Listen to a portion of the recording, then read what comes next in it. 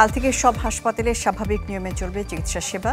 সন্ধ্যায় Dhaka medical college হাসপাতালের সংবাদ সম্মেলনে এই কথা জানিয়েছেন আবাসিক চিকিৎসক আব্দুল আহাদ। এর মধ্যে হাসপাতালে চিকিৎসকদের নিরাপত্তা নিশ্চিত হওয়ায় কর্মবিরতি থেকে সরে আসার আহ্বান জানিয়েছেন তিনি। বলেন ৩ থেকে ৪ সপ্তাহের মধ্যে সুরক্ষা আইনের খসড়া প্রণয়নের আশ্বাস দিয়েছেন স্বাস্থ্য সচিব। এছাড়াও চিকিৎসকদের সুরক্ষা নিশ্চিতে চিঠি দেওয়া হয়েছে স্বরাষ্ট্র মন্ত্রণালয়ে।